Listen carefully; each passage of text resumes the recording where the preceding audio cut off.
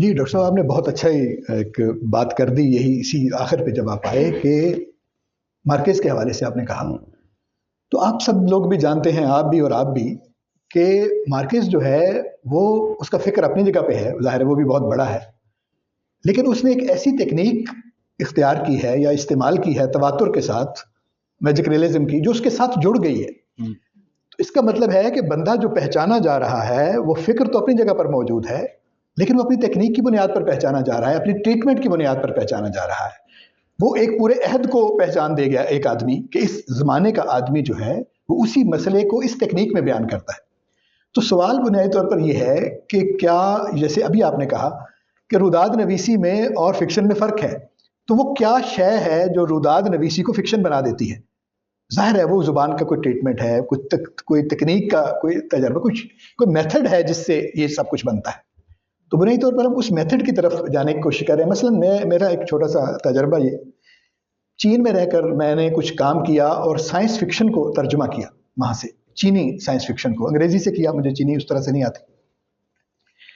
तो वहाँ जाकर हम ये समझते हैं कि एक ऐसा मुआशरा, चीनी मुआशरे के बारे में मतलब मेरा ये ख्याल था कि ये एक अगले कदम पर गया हुआ मुआशरा है, वहाँ पे मसाइल और हैं, वहाँ पर जो सूरत हाल है मुआशी वो बहुत बेहतर होगी वगैरह वगैरह। लेकिन जदीद तरीन टेक्निक में, फ़िक्शन में जाकर उन्होंने तबकाती तकसीम और इस तरह के मसाइल पर ऐसा लिखा है, वो इंजीनियर है और उसने सिविल इंजीनियरिंग की टेक्निक को इस्तेमाल करते हुए एक पूरे के पूरे उस दुनिया के 3 परत बना दिए, उसको घुमा देते हैं। वो एक साइंस फिक्शन है, वो एक लंबी बात है। तो कहने का मतलब ये है कि उस मसले को बयान करने की जो टेक्निक है, वो नए ज़माने के आदमी की है।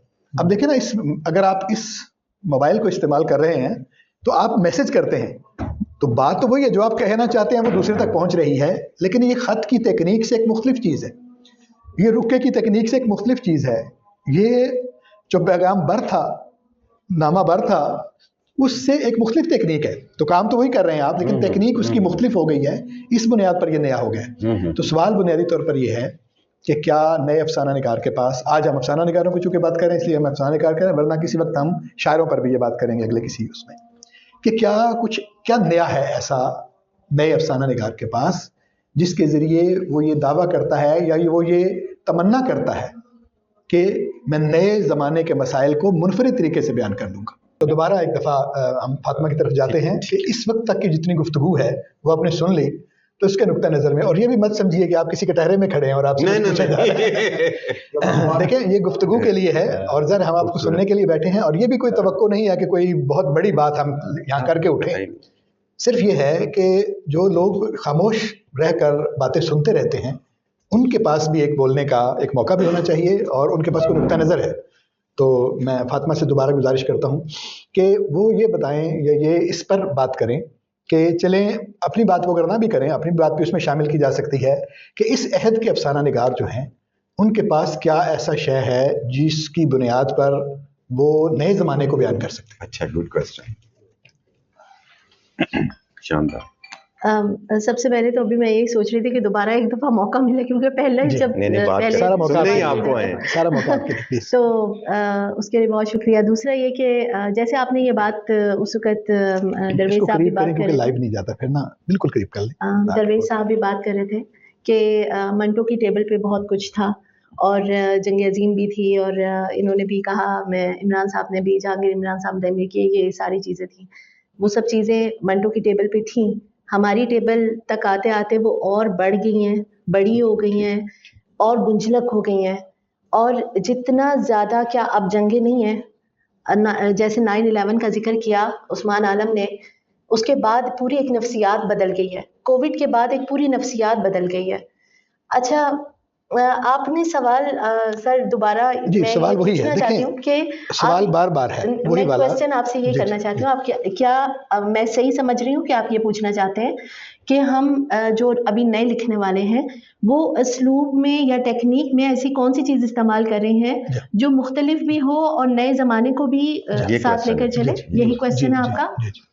अच्छा, उसलूब जो है वो अफसाना निगार जब लिखना शुरू करता है वो कहीं से सीखता नहीं है। उसलूब उसके अंदर ऑलरेडी एक मौजूद होता है, तख्लीकी कुछ ऐसी चीज़ उसको खुदादाद ऐसी सलाहियत होती है कि वो उसे सीखनी नहीं पड़ती।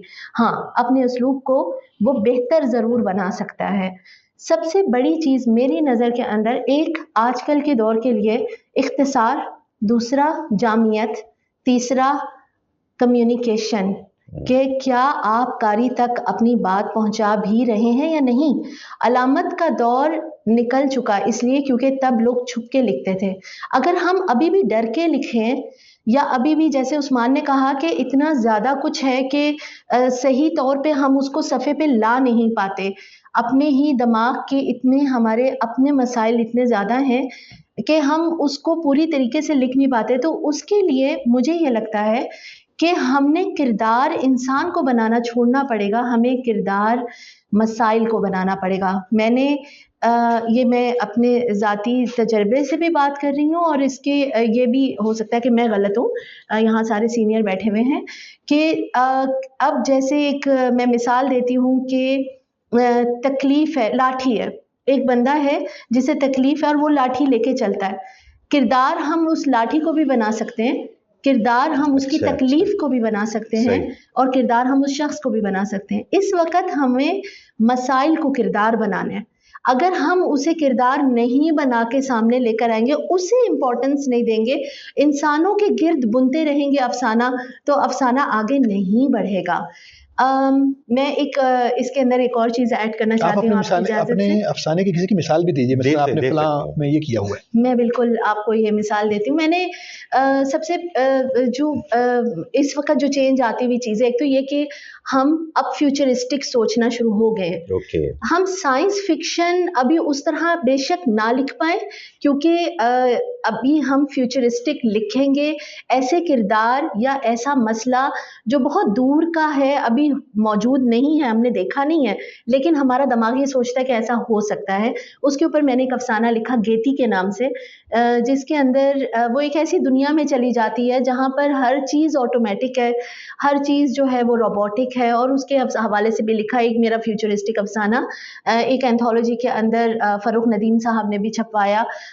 उसके अंदर वो गेमिंग के ऊपर था और जो कपल होता है वो एक अनरियलिस्टिक हॉलोइस्टिक जो कैरेक्टर होता है उससे जी इस कदर ज़्यादा उससे मोहब्बत का शिकार हो जाता है कि अपने ही बच्चे को इग्नोर इस हद तक कर देते हैं कि बच्चा जिंदा नहीं रहता।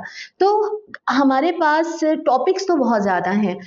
टेक्निक का जहाँ तक अमल है तो दरवेश साहब ने पेंटिंग के हवाले से ये करके भी आए हैं और ही नोज़ कि पेंट जब आप कोई चीज़ करते हैं तो वो किस कदर उसका कैनवस आप किस हद तक बड़ा कर सकते हैं। हमें अफसाने का कैनवस ट्रायंगल है, रेक्टेंगल है, हमें शेप्स चेंज करनी है, लेकिन कैनवस हमें अब बहुत बड़ा नहीं रख सकते।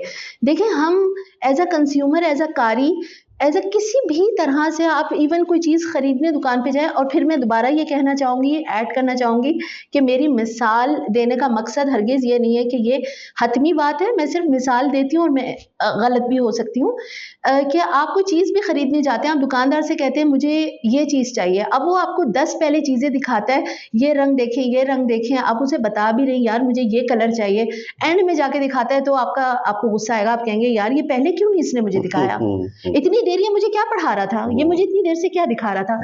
जब मंजर निगारी आप देखें, इख्तिसार की जहाँ तक मैं बात करूँ, मंजर निगारी उतनी की जाए जितनी उसकी ज़रूरत है।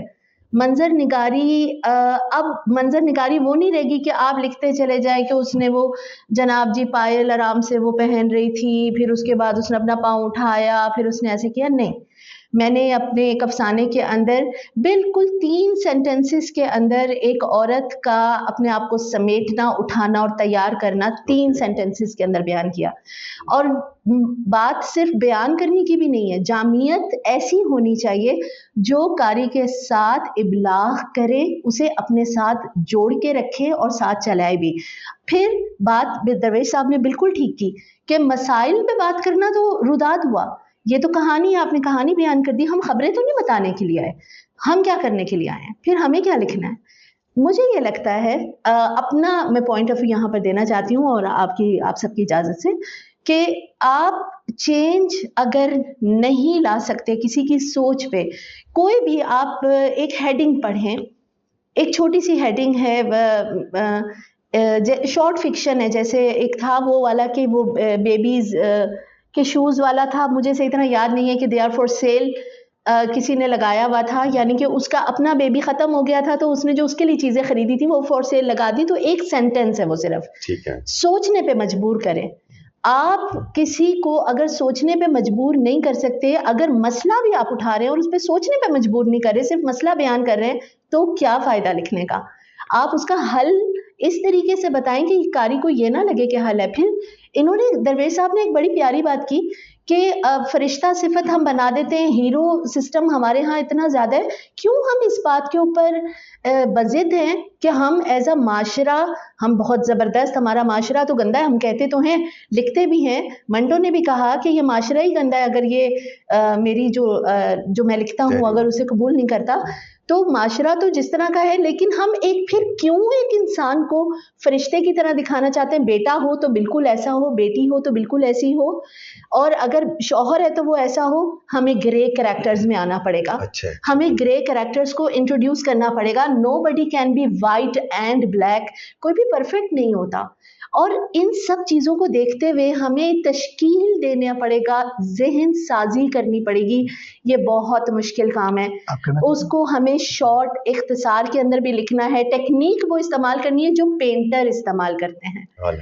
हम अब एक उसके अंदर 2 सफ़े में या 2.5 सफ़े के अंदर अगर कारी को पूरी तस्वीर दिखा दे, तो कारी को लगेगा कि हाँ, मेरा नाम वक्त ज़ाया हुआ, मैंने एक नई चीज़ सीखी, पढ़ी और मैं सोचने पे मजबूर हुआ।